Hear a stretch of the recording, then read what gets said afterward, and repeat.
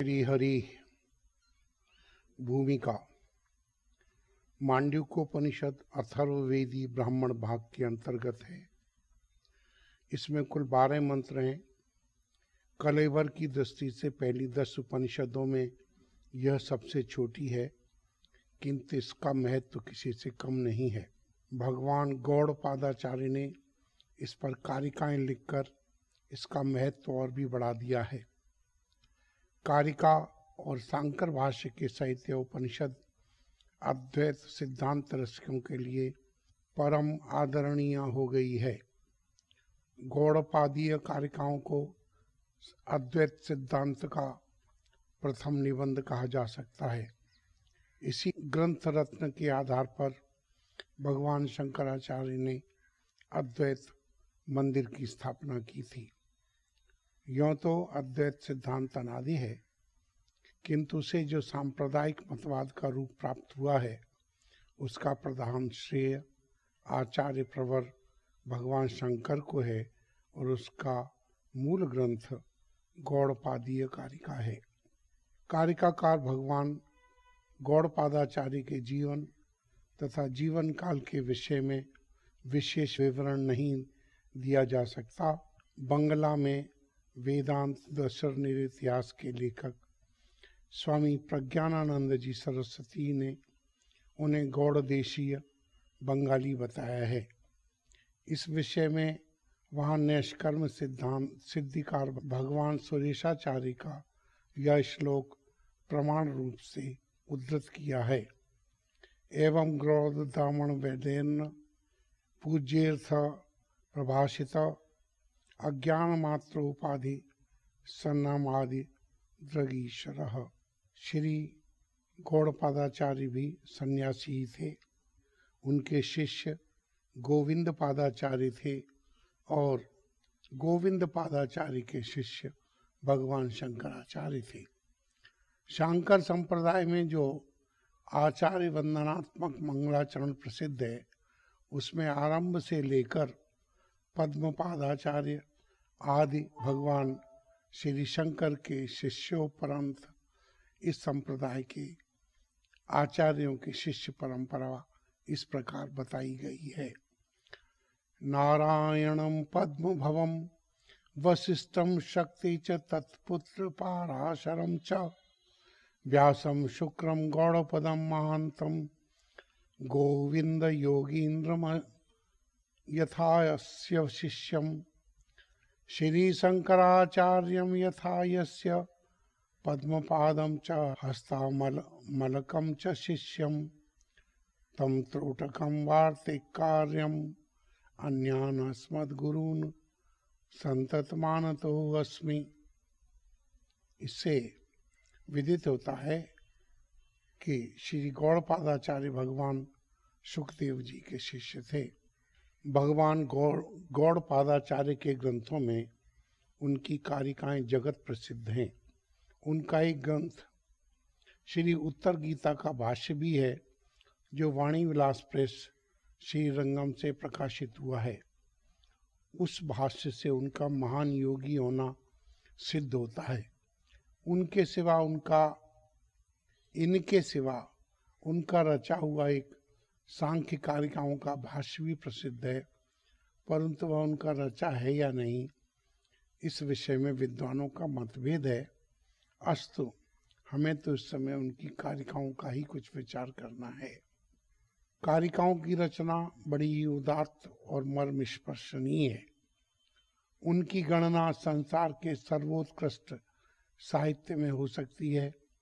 यह तो ऊपर कहा ही जा चुका है कि वे अद्वैत सिद्धांत की आधारशिलाएं, जिस प्रकार श्रीमद् भगवत गीता के विषय में यह प्रसिद्ध है कि गीता सुगीता कर्तव्या किन्मन्यै शास्त्र विस्तरै, इसी प्रकार अद्वैत बोध के लिए यह दृढ़ता पूर्वक कहा जा सकता है कि एकमात्र इस ग्रंथ रत्न का सावधानता पूर्वक किया हुआ अनुशीलन ही पर्याप्त हो सकता है। इसमें साधन, सिद्धांत, परमत निराकरण और स्वमत स्थापन सभी का शास्त्र सम्मत संयुक्तिक वर्णन किया गया है। यह एक ही ग्रंथ मुमुक्षुओं को परम पद की प्राप्ति करा सकता है। इस ग्रंथ में 4 प्रकरण हैं। उनमें क्रमशः 29, 38, 48 और 100 इस प्रकार कुल 215 कारिकाएं हैं। पहला आगम प्रकरण है। इसमें संपूर्ण मांडूक्योपनिषद और उसकी व्याख्या भूत कारिकाओं के सिवाय जगत उत्पत्ति के अनेकों प्रयोजनों का वर्णन करके उसका खंडन किया गया है। कोई भगवान की इच्छा मात्र को सृष्टि में हेतु मानते हैं, कोई काल से भूतों की उत्पत्ति मानते हैं, कोई भोग के लिए सृष्टि स्वीकार करते हैं, कोई क्रीड़ा के लिए जगत की उत्पत्ति मानते हैं। इन सब पक्षों को अस्वीकार करते हुए भगवान कारिकाकार कहते हैं, दैवशेष स्वभावो अयम आप्त कामस्य का स्पृहा 1:9। अर्थात पूर्ण काम भगवान को सृष्टि का कोई प्रयोजन नहीं है, यह तो उनका स्वभाव ही है। अतः यह जो कुछ प्रपंच है बिना हुआ ही भास रहा है। परमार्थ दर्शियों का इसके प्रति आदर नहीं होता। ओंकार मांडूक्योपनिषद में ओंकार की 3 मात्रा आ, उ, म के द्वारा स्थूल, सूक्ष्म और कारण शरीर के अभिमानी विश्व, तेजस और प्राज्ञ का वर्णन करते हुए उनका समष्टि अभिमानी वैश्वानर, हिरण्यगर्भ एवं ईश्वर के साथ अभेद किया गया है। इनकी अभिव्यक्ति की अवस्थाएं क्रमशः जागृत, स्वप्न और सुषुप्ति हैं तथा इनके भोग स्थूल, सूक्ष्म और आनंद हैं। जागृत अवस्था में जीव दक्षिण नेत्र में रहता है, स्वप्नावस्था में कंठ में और सुषुप्ति के समय हृदय में रहता है। इसी का नाम प्रपंच है। परमार्थ तत्व इस सबसे विलक्षण, इसमें अनुगत तथा इसका अधिष्ठान और साक्षी है। उसे ओंकार के चतुर्थ पाद एकमात्र तुरीयात्म रूप से वर्णन किया गया है। कोई भी ब्रह्म बिना अधिष्ठान के नहीं हो सकता। अतः इस प्रपंच ब्रह्म का भी कोई अधिष्ठान होना चाहिए। यह अधिष्ठान तुरीय ही है। तुरीय नित्य, शुद्ध, ज्ञान स्वरूप, सर्वात्मा और सर्वसाक्षी है। तुरीय, नित्य, शुद्ध, ज्ञान स्वरूप, सर्वात्मा और सर्वसाक्षी है। वह प्रकाश स्वरूप है। उसमें अन्यथा ग्रहण रूप स्वप्न और तत्वावनिक अग्रहण रूप सुषुप्ति का सर्वथा अभाव है। जिस समय अनादि माया से सोया हुआ जीव जागता है, उसी समय उसे इस अजन्मा तथा स्वप्न और निद्रा से रहित अद्वैत तत्व का बोध होता है। इसी बात को आचार्य प्रवर गौड़पाद इस प्रकार कहते हैं, अनादि माया सुप्तो यदा जीव प्रबुध्यते अजम अनुद्रम अस्वप्नम अद्वैतम बुध्यते तदा। इस प्रकार आगम प्रकरण में वस्तु का निर्देश कर जीव और ब्रह्म की एकता तथा प्रपंच का माया महत्व प्रतिपादित करते हुए वैतथ्य प्रकरण में उसी को युक्ति और उपपत्ति पूर्वक पुष्ट किया है। वहाँ सबसे पहले स्वप्न दर्श का मिथ्यात्व प्रतिपादन किया है, क्योंकि स्वप्न की उपलब्धि देह के भीतर किसी नारी विशेष में होती है, जिसमें स्थान अभाव के कारण पर्वत और हाथी आदि का होना सर्वथा असंभव है। स्वप्नावस्था में जीव देह से बाहर आकर स्वप्न पदार्थों को देखता हो, यह भी संभव नहीं है, क्योंकि एक क्षण में ही सैकड़ों योजन दूर के पदार्थ दिखाई देने लगते हैं और उस अवस्था में जिन व्यक्तियों से वह मिलता है, जाग जाने पर वे ऐसा नहीं कहते कि हमने तुम्हें देखा था। इसी प्रकार तरह तरह की युक्तियों से स्वप्न का मिथ्यात्व सिद्ध कर उसमें दृश्यत्व में समानता होने के कारण जागृत कालीन दृश्य का भी मिथ्यात्व प्रतिपादित किया गया है। यहाँ यह बतलाना है कि जिस प्रकार स्वप्न अवस्था में चित्त में कल्पना किए हुए पदार्थ असत्य और बाहर देखे जाने वाले पदार्थ सत्य जान पड़ते हैं, किंतु वस्तुतः वे दोनों ही असत्य हैं। उसी प्रकार जागृत अवस्था में भी मानसिक और इंद्रिय ग्राह दोनों ही प्रकार के पदार्थ असत्य हैं। इस प्रकार और जागृत और स्वप्न दोनों ही अवस्थाओं का मिथ्यात्व सिद्ध होने पर यह प्रश्न पैदा होता है कि इन चित्त परिकल्पित और बाह्य दृश्यों को देखता कौन है। इसके उत्तर में कार्तिकाकार कहते हैं, कल्पयत आत्मना आत्मान आत्माना देव स्वमाया, कल्पयत यतात्मना आत्ममानम आत्मा देव स्वमाया, स एव बुध्यते भेदानीत वेदांत निश्चय 2:12। इस प्रकार भगवान गौड़पादाचार्य के मत में प्रपंच की प्रतीति माया के ही कारण है। माया की महिमा से ही आत्मदेव अव्यक्त वासना रूप से स्थित भेद समूह को व्यक्त करता है। यह माया न सत है, न असत है, न सदसत है, न भिन्न है, न भिन्न है और न भिन्ना भिन्न है। यह न सावयव है, न निरवयव है और न उभय रूप है। वस्तुतः स्वरूप विस्मृति ही माया है, अतः स्वरूप ज्ञान से ही उसकी निवृत्ति होती है। जिस प्रकार मंद अंधकार में रज्जु तत्व का निश्चय न होने पर उसमें सर्प, धारा, भूछिद्र आदि अनेक प्रकार के विकल्प हो जाते हैं, परंतु रज्जु का ज्ञान होने पर एकमात्र रज्जु ही रह जाती है। इसी प्रकार माया मोहित जीव को भी भेद प्रपंच की भ्रांति हो रही है। माया का पर्दा हटते ही एकमात्र अखंड अद्वैत वस्तु ही अवशिष्ट रह जाती है। इसके आगे आचार्य ने प्राणात्मवाद, भूतात्मवाद, गुणात्मवाद, तत्वात्मवाद, पादात्मवाद, विषयात्मवाद, लोकात्मवाद, देवात्मवाद, वेदात्मवाद और यज्ञात्मवाद आदि अनेकों मतवादों का उल्लेख किया है। यहाँ वे कहते हैं कि लोक में गुरु जिसको जिस भाव की शिक्षा देते हैं वह तन्मय भाव से उसी भाव का आग्रह करने लगता है और अंत में उसे उसी भाव की प्राप्ति हो जाती है।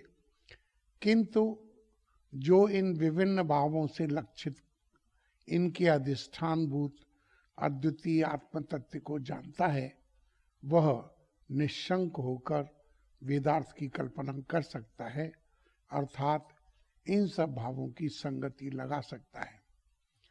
वस्तुतः तो जैसे स्वप्न, माया और गंधर्व नगर होते हैं वैसे ही विज्ञजन इस प्रपंच को देखते हैं। तो फिर परमार्थ क्या है? इसका उत्तर आचार्य ने इस कारिका से दिया है।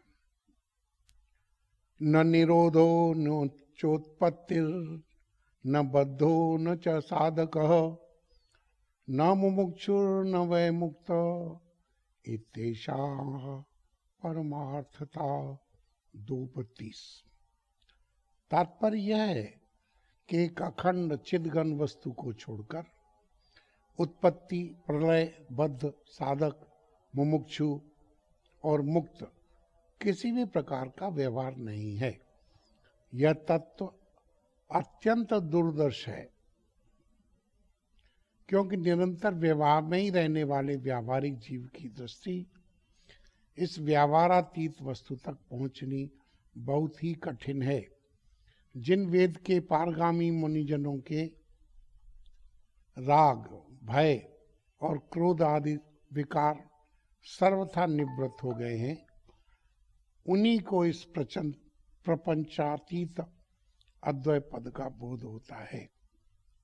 इसका बोध हो जाने पर वह महात्मा सर्वथा निर्द्वंद और निर्भय हो जाता है तथा स्तुति, नमस्कार और सदाकार आदि व्यवहार कोटि से ऊंचा उठकर वह देह और आत्मा में ही विश्राम करने वाला एवं यद इच्छा लावा संतुष्ट हो जाता है। यद इच्छा लावा संतुष्ट हो जाता है, फिर बाहर भीतर इसी तत्व को उत्पोद्रेक वह तत्वमय हो जाने से उसी में रमण करता हुआ कभी तत्वच्युत नहीं होता। इस प्रकार वैतथ्य प्रकरण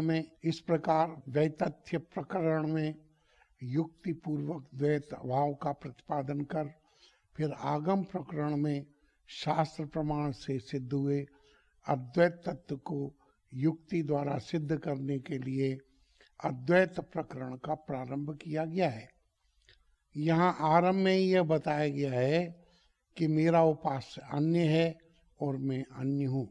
इस प्रकार उपासनाश्रित धर्म जात ब्रह्म कार्य ब्रह्म में है, किंतु उत्पत्ति से पूर्व यह सारा जगत अजन्मा ब्रह्म ही है। अतः कार्य ब्रह्म परायण होने के कारण यह उपासक कृपण ही है।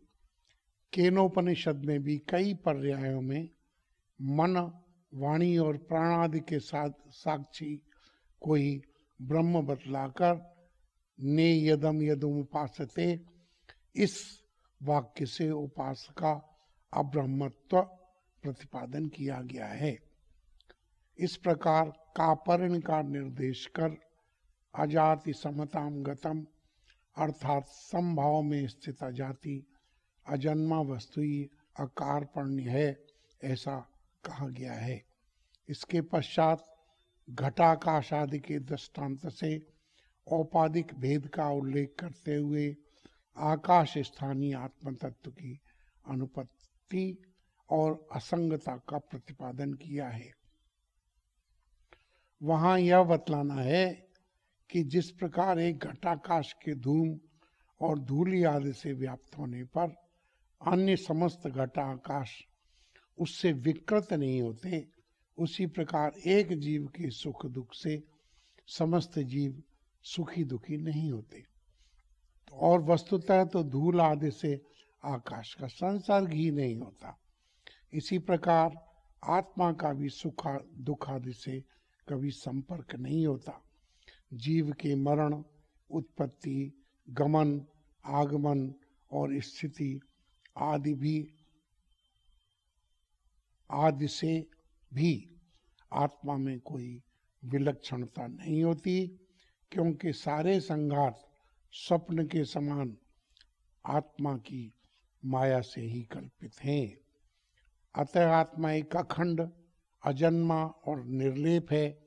इसी से एकमेव अद्वितीयम इदम सर्वम यदयम आत्मा तथा द्वितीयाद्वय भयम भवति उदरम अंतरम कुरुते यथ तस्य भयम भवति इत्यादि श्रुतियों से अभेद दृष्टि की प्रशंसा और भेद दृष्टि की निंदा की गई है। छांदोग्योपनिषद में मृतिका घट, अग्नि, विस्फुलिंग, लोनख, निक्रंतादि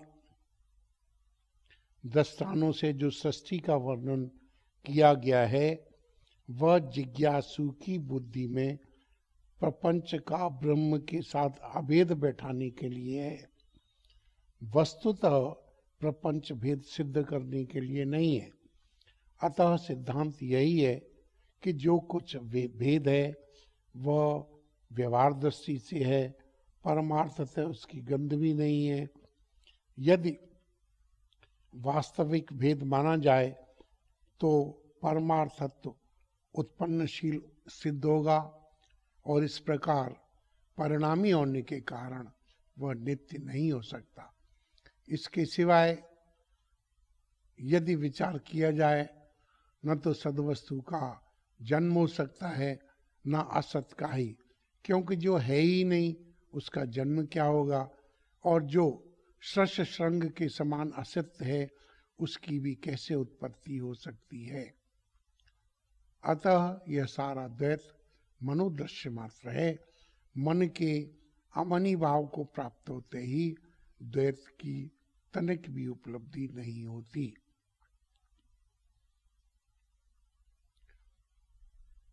इस प्रकार आत्म सत्य का बोध होने पर जिस समय चित्त संकल्प नहीं करता, उसी समय मन अमनस्कता को प्राप्त हो जाता है। उसका यह आग्रह निरोध जनित नहीं होता, बल्कि ग्राह्य वस्तु का अभाव होने के कारण होता है। इसी को ब्रह्माकार वृत्ति या वृत्ति व्याप्ति भी कहते हैं। उस अवस्था का कारिकाकार ने 33 से लेकर 48वीं कारिका तक बड़ा ही मार्मिक वर्णन किया है। यही बोध स्थिति है। इसी के लिए जिज्ञासु का सारा प्रयत्न होता है और इसी स्थिति को प्राप्त होने पर मनुष्य कृत्य होता है। कारिकाकार ने इसे स्पर्श योग कहा है। इस अभय स्थिति से अन्य योगीजन भय मानते हैं, क्योंकि यहाँ अहंकार का अत्यंत अभाव होने के कारण उन्हें आत्मनाश दिखाई देता है। यह योग केवल उत्तम अधिकारियों के लिए है। जिनका इसमें प्रवेश नहीं है, उनकी अभय स्थिति दुख क्षय, बोध और अक्षय शांति मनोनिग्रह के अधीन है। वह मनोनिग्रह भी बड़े धीर वीर का काम है। उसके लिए अत्यंत उत्साह, अनवरत अध्यवसाय और परम धैर्य की आवश्यकता है। उसमें नाना प्रकार के विघ्न आते हैं। भगवान कारिकाकार ने 42 से लेकर 45वीं कारिका तक उन विघ्नों की निवृत्ति के उपाय बताए हैं। उनके अनुसार साधन करते करते जब चित्त निरुद्ध हो जाता है तो बोध का उदय होता है। उस स्थिति का वर्णन आचार्य ने 46 और 47वें में किया है। इस प्रकार अद्वैत तत्व और उसकी उपलब्धि के साधनों का विवेचन कर उन्होंने निम्नलिखित श्लोक से इस प्रकरण का उपसंहार करते हुए अपना सिद्धांत स्थापित किया है। न किश्चित् जायते जीव संभवो अस्य न विद्यते एतत् उत्तमं सत्यम यत्र किंचिन जायते। 3:48। इसके बाद अलात शांति नामक चौथे प्रकरण ने आचार्य ने अन्य मतावलंबियों के पारस्परिक मतभेद दिखलाते हुए उन्हीं की युक्तियों से उनका खंडन किया है। अलात शब्द का अर्थ है उल्का या मशाल। मशाल को घुमाने पर अग्नि की तरह तरह की आकृतियां दिखाई देती हैं और उसका घुमाना बंद करते ही उनका दिखाई देना बंद हो जाता है। यदि विचार किया जाए तो वस्तुतः वे मशाल से न तो निकलती हैं न लीन होती हैं और न कहीं अन्यत्र से ही उनका आना जाना होता है। उनकी प्रतीति केवल मशाल के स्पंदन का ही फल है, वस्तुतः उनकी सत्ता नहीं है। इसी प्रकार यह दृश्य प्रपंच केवल मन के स्पंदन के कारण प्रतीत होता है और मन के अमनी भाव को प्राप्त होते ही न जाने कहाँ चला जाता है। किंतु ये प्रपंच की प्रतीति और अप्रतीति दोनों ही भ्रांत जनित है। परमार्थ दृष्टि से न उसकी उत्पत्ति होती है और न लय। इस भ्रांति का आधार परम ब्रह्म है, क्योंकि कोई भी भ्रांति निराधार नहीं हो सकती। अतः रज्जु में सर्प अथवा शुक्ति में रजत के समान पर ब्रह्म में भी इस प्रपंच भ्रम की प्रतीति हो रही है। यही इस प्रकरण का संक्षिप्त तात्पर्य है। इस प्रकरण में आचार्य ने सद्वाद, असद्वाद, बीजांकुर संत विवाद, विज्ञानवाद एवं शून्यवाद आदि सभी विपक्षी मतों का खंडन करके अजातवाद की स्थापना की है। वे एक ही कारिका में सारे पक्षों की अनुपपत्ति दिखाते हुए कहते हैं, स्वतो वा परतो वापि न किंचिद वस्तु जायते। स्वतो वा परतो वापि न किंचित वस्तु जायते, सद असद सद सद वापि न किंचित वस्तु जायते। 4:44। अर्थात कोई भी वस्तु न तो अपने से उत्पन्न हो सकती है और न किसी अन्य से ही। जो घट अभी तक तैयार नहीं हुआ उससे वही घट कैसे उत्पन्न होगा, तथा तैयार हुए घट से भी कोई अन्य घट अथवा पट कैसे उत्पन्न होगा। यही नहीं, सत असत अथवा सद सत रूप से भी कोई वस्तु उत्पन्न नहीं हो सकती। जो वस्तु है उसकी उत्पत्ति क्या होगी, और जिसका अत्यंताभाव है उसकी भी कहाँ से उत्पत्ति होगी। तथा जो है और नहीं भी है ऐसी तो कोई वस्तु होनी संभव नहीं है। अतः किसी भी प्रकार किसी भी वस्तु की उत्पत्ति सिद्ध नहीं होती। इस प्रकार कुछ आगे चलकर वे सब प्रकार के कार्य कारण भाव की अनुपत्ति दिखाने के लिए कहते हैं, न सद सत्य हेतुकम सत असद सद हेतुकम तथा सच्च सद हेतुकम नास्ति सद हेतुकम मत सत्कुतः। 4:40। अर्थात न तो आकाश कुसुमादि असत कारण वाला कोई भी आकाश कुसुमादि रूप असत पदार्थ हो सकता है, और न ऐसे असत कारण से कोई सद्वस्तु उत्पन्न हो सकती है। इसी प्रकार घटादि सत पदार्थ भी किसी अन्य सत पदार्थ के कारण नहीं हो सकते, फिर उनसे कोई असत पदार्थ उत्पन्न होगा ऐसी तो संभावना ही कहाँ है। इस प्रकार अनेक श्रुतियों से जिनके निमित्त भूत द्वैत का अत्यंत भाव अनुभव हो गया है और जिनके कार्य कारण भाव शून्य परमार्थ तत्व को जान लिया गया है, वही सब प्रकार के शोक और संकल्प से युक्त होकर अभय पद प्राप्त करता है। उसकी स्थिति का वर्णन करते हुए आचार्य कहते हैं, निवृत्तिया प्रवृत्तस्य निश्चला ही तदा स्थिति विषय स ही बुद्धानाम तत्साम्यज अजम अद्वयम। 4:80। अजम अनिद्रम अस्वप्नम प्रभातम भवति स्वयं सकद विभातो ये वेश धर्मो धातु स्वभावतः।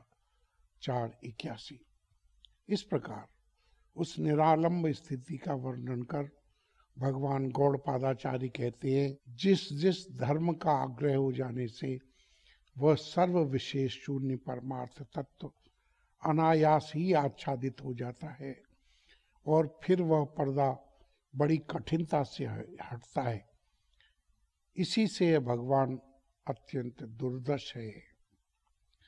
इसे आच्छादित करने वाली कौन कौन सी कोटियां हैं, उनका दिग्दर्शन कराने के लिए वे कहते हैं, अस्ति नास्य अस्तीति नास्तीति नास्तीति अस्ति नास्य अस्तीति नास्तीति नास्ति नास्तीति वा पुनः चल स्थरो अभया भावैर आवृणुत्येव बालिश। 4:83। अर्थात कोई कहते हैं भगवान है, कोई कहते हैं नहीं है, किन्हीं का मत है भी और नहीं भी, और कोई कहते हैं नहीं है नहीं है। इसमें अस्थि भाव चल है क्योंकि वो घटादि अनित्य पदार्थों से विलक्षण है। नास्ति भाव स्थिर है, कारण उसमें कोई विशेषता नहीं है। अस्ति नास्ति भाव सद असदवाद उभय रूप है, और नास्ति नास्ति भाव अभाव रूप है। भगवान इन सभी भावों से विलक्षण है क्योंकि वे सभी व्यवहार कोटि के अंतर्गत हैं। उस सर्व भावातीत भगवान को जो जानता है वही सर्वज्ञ है। सर्वज्ञ इसलिए है कि वह सारे प्रपंच के अधिष्ठान को जानता है, और जो अधिष्ठान को जानता है उसे अभ्यस्त वर्ग की असलियत का ज्ञान है ही। जिसे ऐसा ज्ञान है वह अद्वय ब्रह्मपाद में स्थित हुए महात्मा के लिए फिर कुछ भी कर्तव्य शेष नहीं रहता। उसका शम दम आदि सात्विक व्यवहार भी लोक संग्रह के लिए केवल लीला मात्र होता है।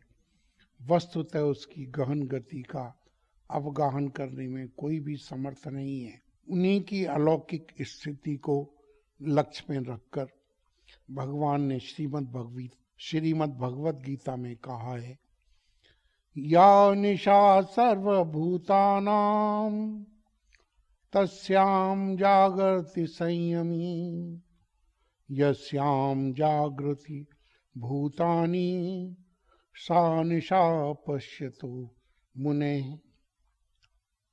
2:69।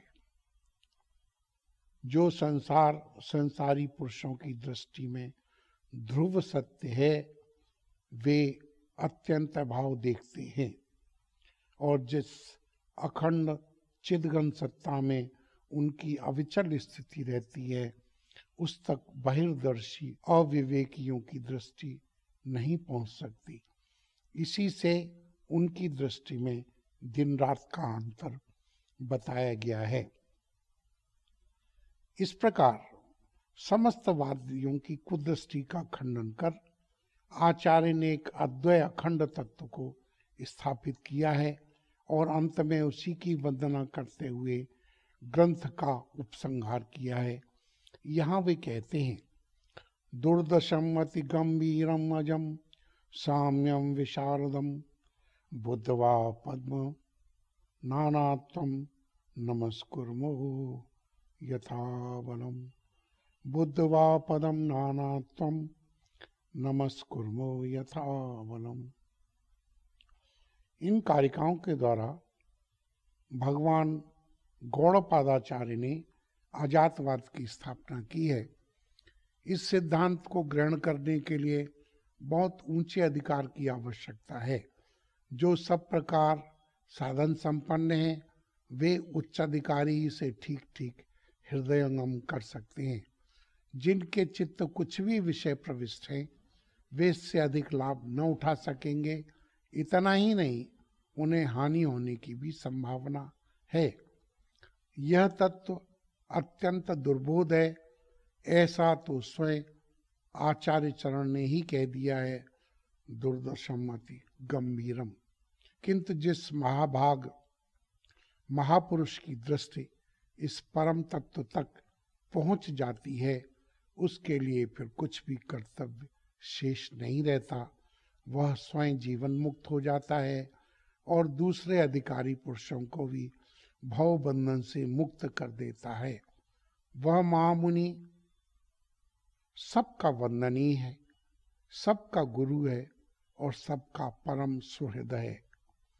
भगवान हमें ऐसे महापुरुषों के चरण कमलों का आश्रय देकर हमारे संसार संतप्त अंतःकरण को शांति प्रदान करें। ओम